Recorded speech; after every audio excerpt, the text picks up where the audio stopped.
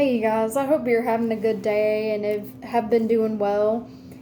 I wanted to make a video today talking to y'all about trials and, the purposes of them. So I'm going to read y'all a few verses and kind of talk about them and how they relate to trials. So let's see. The first one I'm going to read to y'all is Ecclesiastes chapter 3, and I'm going to read verses 1 through 3. Okay, so Ecclesiastes chapter 3, verses 1 through 3. To everything there is a season, a time for every purpose under heaven, a time to be born and a time to die, a time to plant and a time to pluck what is planted, a time to kill and a time to heal, a time to break down and a time to build up. So how that relates to trials, the hard times in our lives, is basically, the first verse, to everything there is a season, a time for every purpose under heaven. So each hard time and trial that we go through in life, there's a certain purpose for it, whether it's trying to teach us something or giving us a revelation of something about something or someone or any situation in our lives, or a revelation about our character, what we need to fix, improve, let go of, add more to. So there is a season. There are different seasons we go through in our lives, whether they're valleys, the really low seasons, the hard times, or, the mountaintops, the really good times in our lives where, we feel like we're on cloud nine. We feel that, we can do anything. We have motivation. Or the really low times where we just feel like throwing in the towel. So there's a season. There's our lives. There are different seasons, not just like summer, winter, fall, spring, but seasons in our lives, different ones. So there's a time to be born, for us to come into the world. Everybody is born. A time to die, everybody dies. So a time to plant, verse 2, and a time to pluck what is planted. So I take that to mean a time, like, you could think of it as planting a church, creating a church, or, a time to have a business, to do something in your life, and a time to pluck what is planted. Or, that verse talks about getting rid of something in your life, maybe something that doesn't add value to it, doesn't serve God, is just draining you, is not helping you to come closer to God, but maybe making you to stray further from Him. So, or you could think of it like, I hope I'm explaining this right, but like a farmer, they have times like spring where they start planting and all of that, and then harvest where they start, taking it out of the ground. So, a farmer has a tiller. He has to till the ground. He has to uproot the old dead crops, take them out, and plant new ones. So, it's either time to bring something into our lives, or it's time to let go of something in our lives. So I hope that was a good enough example. But let's see, a time to heal, a time to break down, and a time to build up. So that's kind of similar to a time to plant and a time to pluck what is planted. A time to... that can mean like a time to break down, not just taking away like material things or, uprooting certain situations out of our lives, but it could mean like a time to break down. It could be something maybe not from that we're working on that's on the outside in our lives, if you know what I mean, but something that's on the inside of us, internally working on ourselves, not just externally, but a time to break down, maybe break down certain characteristics of ourselves or certain mindsets that, are not helping us to be better, but are dragging us down, making us stray away from God. Maybe characteristics that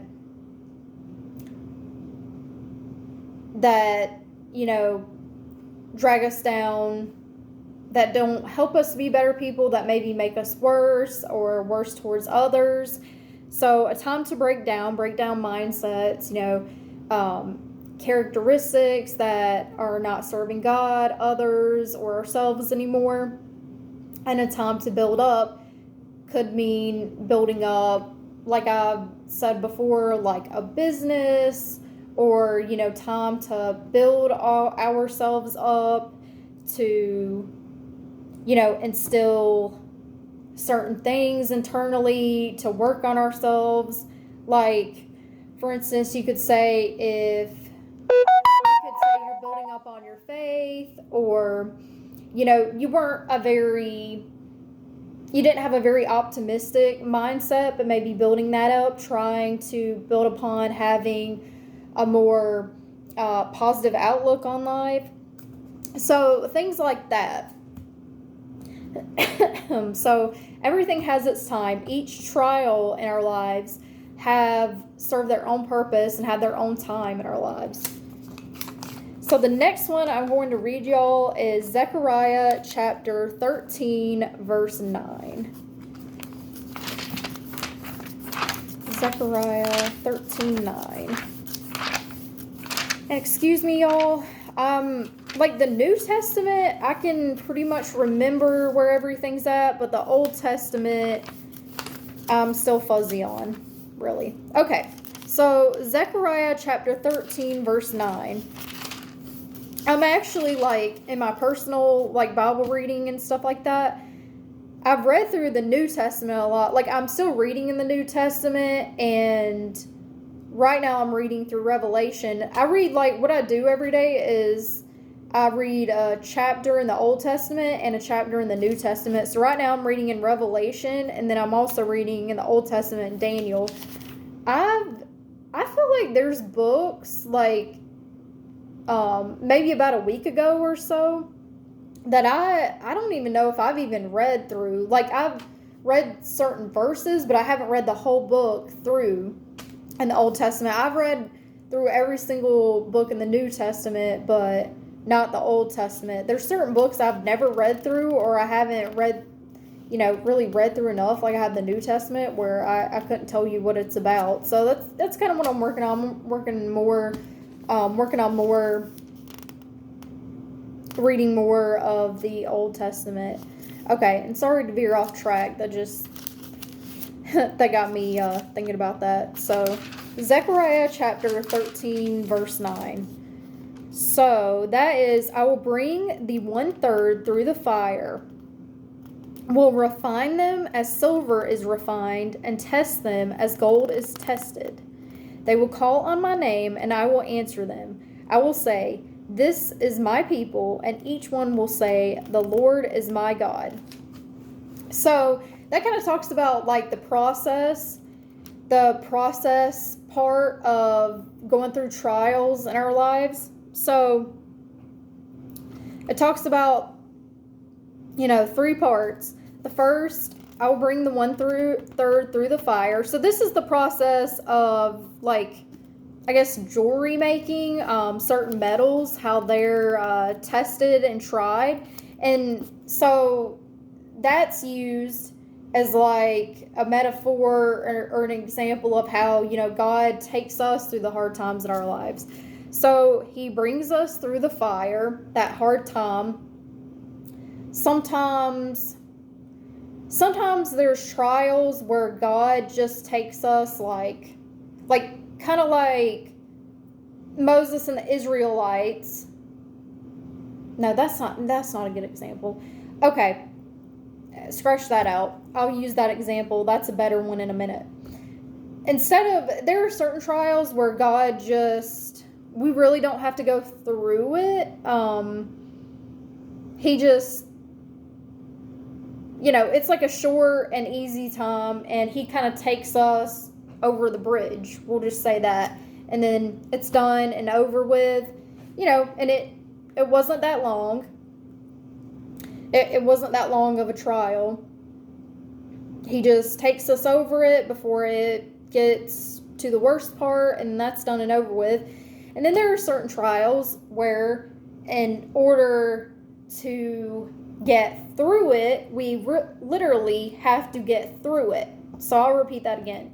In order to get through that trial, we literally have to get through the trial to get through it. So let me explain that. So there are certain trials in our lives where we have to go through it to get through with it. So, like I said, God, there's certain trials where he takes us like over the bridge, that's done and over with. And there's certain ones where we have to go through it. We have to go through the entire situation in order to get through with it.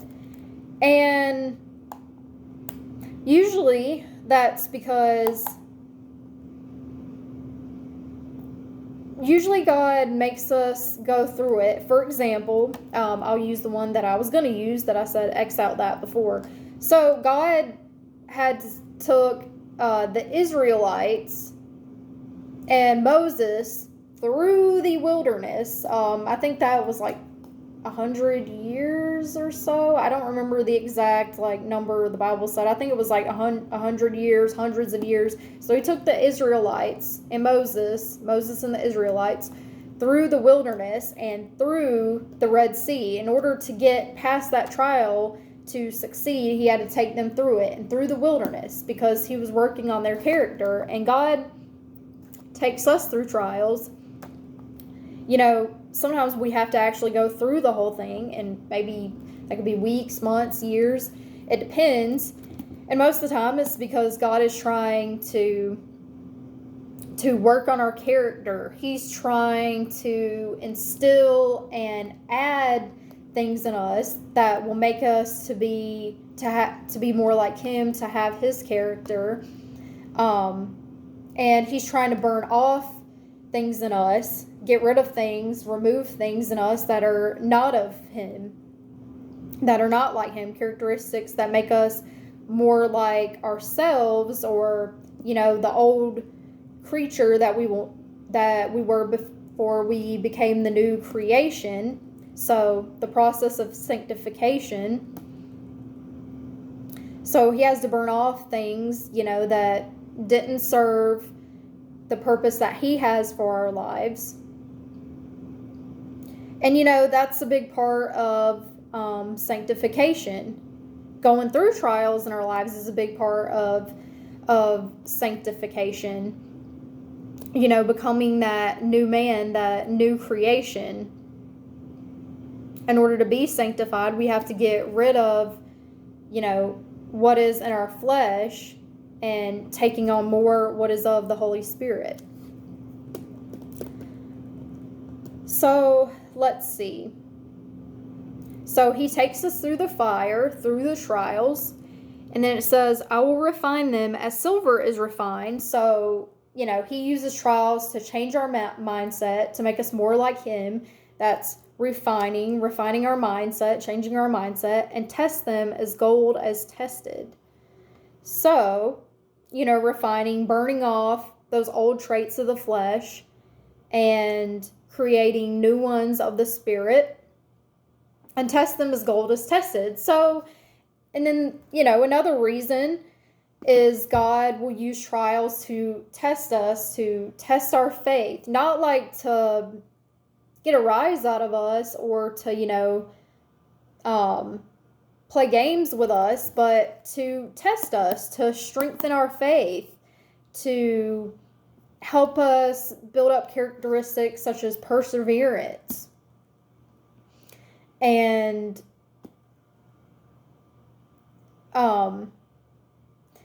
I don't remember the verse. I wish I had wrote this one down because it would have been a great one to bring up. But I know there's that verse that makes me think of that one. I think it's about trials, but character, like basically talking about produces perseverance, faith. So, trials help us to build that perseverance, to persevere, going through trials to persevere, to get through. So,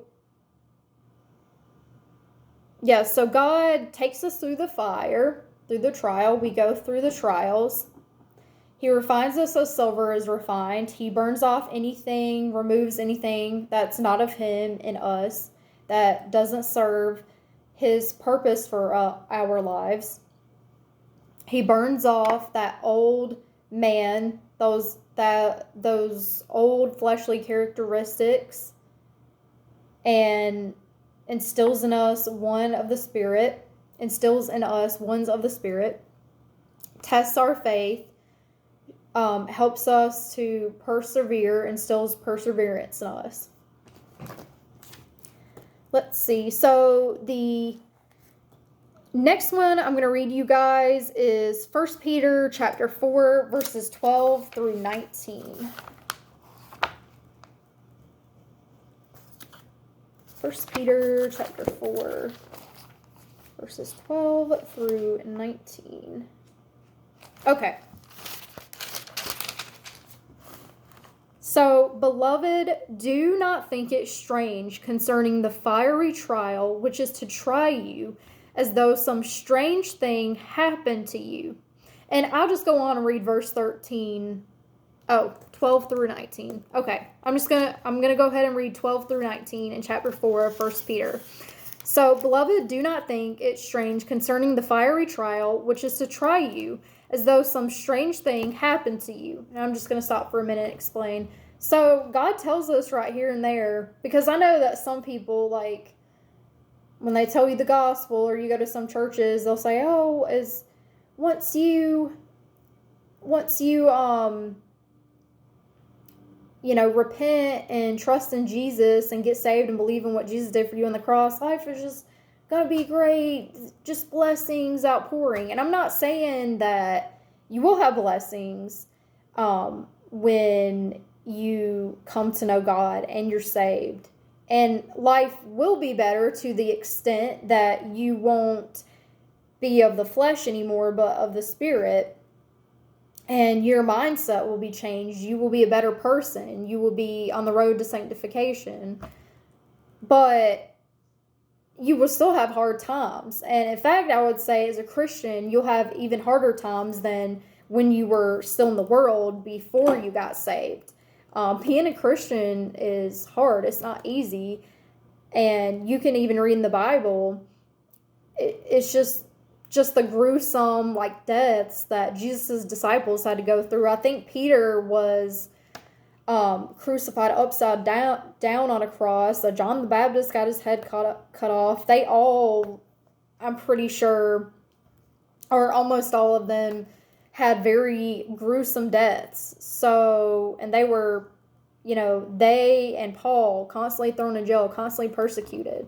So God's telling you, don't be surprised when you're going through hard times in life. They're gonna happen. So no, don't think it's strange or, in fact, you should expect it. You should expect hard times in your life, even when becoming a Christian. Okay, so I'm going to go on to verse 13. But rejoice to the extent that you partake of Christ's sufferings, that when His glory is revealed, you may also be glad with exceeding joy. So rejoice because God is making you a better person, is making you more equipped to serve Him. That, this is glorifying God, this hard time in your life. You're glorifying God.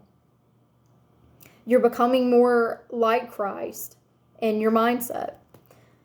Verse 14, if you are reproached for the name of Christ, blessed are you, for the Spirit of glory and of God rests upon you. On their part, he is blasphemed, but on your part, he is glorified. So, people will blaspheme God and mock him and insult him. But by you going through those hard times and still staying true in your faith and standing on the Word of God and standing with Jesus and proclaiming his name, he is being glorified. People are, even if they don't accept him, you're telling others about him. They know him. So, rejoice that if people insult you because you love Jesus, because you have a relationship with him, because you stand on God's word, that's something to be joyful about. That means you must be doing something right, that you definitely are a child of God, that you are a Christian. So verse 15, but let none of you suffer as a murderer, a thief, an evildoer, or as a busybody in other people's matters. So it's better to suffer as a Christian for the glory of God than if you lived in your sin. Yet, verse 16, yet if anyone suffers as a Christian, let him not be ashamed, but let him glorify God in this matter. For the time has come for judgment to begin at the house of God, and if it begins with us first, what will be the end of those who do not obey the gospel of God? Now, if the righteous one is scarcely saved, where will the ungodly and the sinner appear? Therefore, let those who suffer according to the will of God commit their souls to him in doing good as to a faithful Creator. So, if you suffer as a Christian, you're glorifying God, you're letting others know of him, you're letting others know that there's something different about you, and you should never be ashamed. And you're gonna lose friends, you're gonna possibly lose family. I mean, that's gonna happen. People are gonna, decide not to be friends with you or close with you or have anything to do with you anymore just because of Jesus, just because of your faith. That's going to happen. And although it stinks and it's sad, it's a testimony as to where you stand with God and how serious you are about your faith and about your relationship with Christ and being like him. And, y'all, trials still stink. I hope that what I've said has given you some encouragement to keep going if you're going through a hard time in your life. And if you are whatever it is, if you're going through a hard time right now, I'm really sorry, and I will be praying for you. And you guys can always drop your prayer requests in the comments, or if you want to put, you don't want to put the specific situation, you want privacy, I'll just pray for you either way for God to intervene. But, trials, they're still hard. I hope, I'll say it again, I hope that gave you guys some encouragement, and, maybe this doesn't make it better, but there is a purpose in your suffering, in your trial. Most likely you are going to come out of that trial 10 times better than you were before. And, I'm just going to speak from experience. I'm thankful. Like, they stink thinking about it, but I'm thankful I went through the hard stuff that I have in my life so far, because it's brought me to where I am now. It's made me a better person. It's made me closer to God. It's made me ever more grateful for the things that I have. And, I wouldn't be where I am today or who I am today without those hard times in my life. And there is a purpose for your suffering. Romans chapter 8 verse 28 says, God works for the good for those who are called according to his purposes. So anything in our lives, even the hard times, God uses them for our good. He uses them to do something good in our lives and in the lives of others. And in fact, even more so than doing good in your life, God could use that hard time you're going through in your life to serve somebody else, to help others, to improve their lives. And that's even better. And, I hope that encouraged you guys. And I want to give you a personal, kind of a personal example in my life. So I need to, make a video about my testimony and all of that. Cause I don't have I'm not saying any testimony is better than the other, but it's I've never, really had a background of doing drugs or drinking or anything. So it's kind of one of those testimonies where it's more I don't know, I'll say piddly stuff. Because like I said, I haven't drank or done drugs, or I've never had a background, never was in a gang, or that's not funny, but you know what I mean. I don't have a background.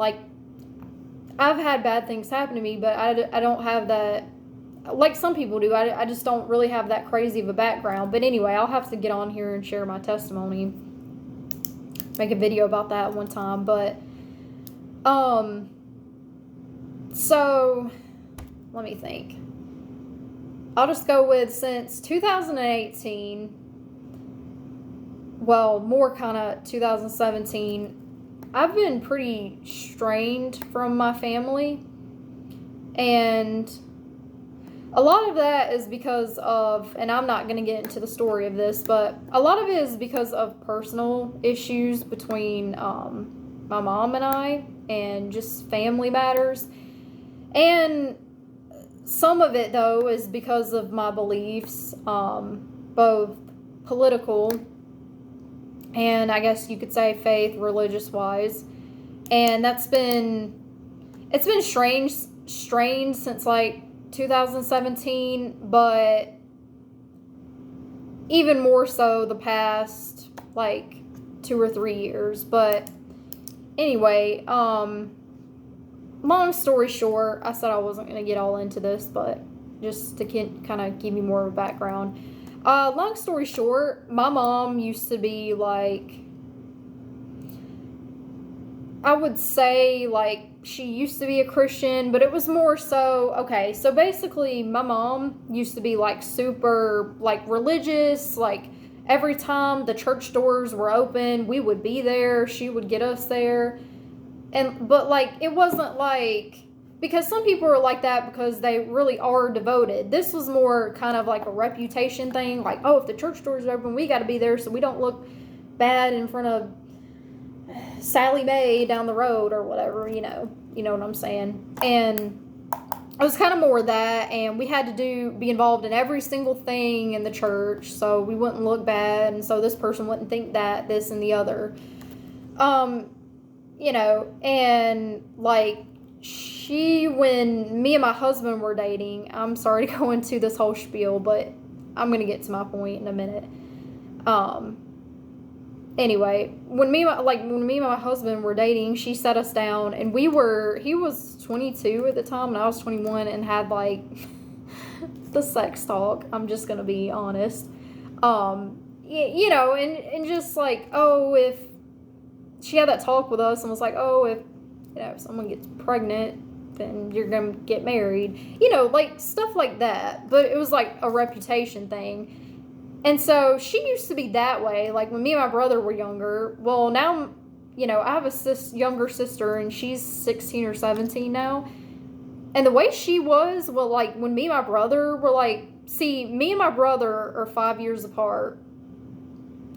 And then my brother and my sister are 7 years apart. And then me and my sister are 11 years apart. So we're all pretty far apart in age. My brother actually just turned 24 today.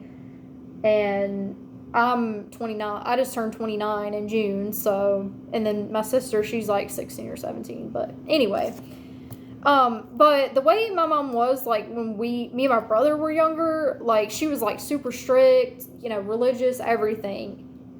And now that my sister is that age, it's, like, totally different. I don't mean, like, she's, like, loosened up like she has. But, like, she went from being just so strict religious to just completely loosey-goosey, just anything goes, if you know what I mean. Like, she did a complete 180 in the past 2 or 3 years. Like, she used to be ultra conservative, Christian. Now, like she says, like, now, it's like she says she's a Christian, but, like, politically, she's very liberal. Like, for instance, I mean, when me and my brother were, like, that impressionable age, 16, 17, she was like, if I find out you're gay, you're going to, one of those conversion camps. And now with my, now she would be like, oh, that's great. That's good. Like, it doesn't matter what the Bible says. Like, God would be fine with you being that way. Like, so she did a complete 180. Okay, all that to say, I told you I was going to get to my point. All that to say, because I still held, like, I'm not super religious or anything anymore like that, but I, like, those conservative values, like, traditional marriage between a man and a woman, pro-life, abortion is murder, things like that, being a Christian, like, I still held to that stuff, and I was always a conservative and held those values before I even knew what a conservative even was. But besides that, like, I'm still a Christian and all of that. I still held those basic values. And now that my mom is a liberal, like, we totally disagree. But I'm going to be honest and say, like, my part in this, I've made mistakes and there's been certain things in my family that, like, I don't agree with, and they follow in certain lifestyles that I don't agree with. And, there's a couple times where I could have been more loving and I was a bit too harsh, and I'll admit that. I made mistakes, but I have apologized since then and tried to make it right. But even though I apologized and tried to make it right, and, at first, I would say things in a more loving way, but honestly, even though doing it in a loving way was taken the wrong way, I just completely, not stop talking about my faith, but I just, like, as far as this lifestyle goes, I don't want to give any private information. I just didn't say anything anymore because, the Bible does say don't cast your pearl to swine, and Jesus said, kick the dust off your feet and walk away. Like, I'd already said something. They knew, what my point was, and where I stood, and I just shut up about it. Well, like, the thing with parts of my family is, even though I've tried to make things right and apologize, see, it goes beyond that. They haven't distanced themselves from me because of that. It is simply because of my beliefs, because it's like, even though I say it in a loving way now, if I'm not affirming it or, going along with it or praising it, then no, we don't want to have nothing to do with you. And that's not right. Like, if I was just this hateful person, name calling and bashing and being condemning, okay, but it's like, it's just simply because I have different beliefs than they do. And it's been both because of where I stand in my faith and politically, and like, so, it was, like I said to y'all, me and my family have been strained since 2017, but even more so the past 2 or 3 years, to the point, like, we don't speak at all, because, it was getting to the point where it was only like holidays and birthdays we'd at least speak, but now it's like not even that. Like they don't, like, and I'll be honest, I haven't really reached out to them because it's like I would reach out to them and not hear anything for days and days, or no one would ever get back to me. So I quit and kind of just went about with life, and I'm not mad at them or, whatever. It's just, I kind of, since they decided to distance themselves, I just distanced myself as well. And my daughter, she is about 18 months, but when she was born, I distanced myself even more just because, I'm trying to do what's best for her, and I don't want her. It's a very long story. Like I said, I'll have to share my testimony, but I don't want her to go through the things that I did and have that inconsistency, because since 2017, my family's been in and out, in and out, in and out, and now I don't see them at all or talk to them. Now it's just nothing at all. But for a while, it was in and out, in and out, we'd be good for a couple months, then they would get mad at me and not speak for months and months, and it was just a cycle, and I don't want my daughter to go through that. But sorry I went into my whole life story there, but I just wanted to let y'all know that, my faith has cost me my mom and at least one of my siblings, my immediate family. I don't really have anything to do with them, and they don't have anything to do with me, and they don't know my daughter, really. So, and it still is sad, and I think about it, but also I can see, and I could be wrong, I'm not God, but I can see why God maybe caused that to happen, caused them to distance themselves from me, because maybe if that hadn't happened and there wasn't any distance, I could have been on the same path as them. And I'm not going to get into detail, but I could be in a lifestyle of drugs, alcohol, just loosey-goosey, anything goes. I could have went down that same path had there not have been any distance. Maybe God was distancing me from them so I wouldn't go down that path. So I kind of choose to look at it that way when I get kind of sad or like, oh, I miss my family. And I do, and you're still going to miss them, and I still love them. But yeah, I just kind of wanted to give you guys a personal example, and I hope that encouraged you. And like I said, if you're going through a hard time in your life, I'll pray for you. You can put it down in the comments, or you can put... you can just put, I'm going through a hard time, and I'll pray for you. So I hope that you guys got a lot out of that.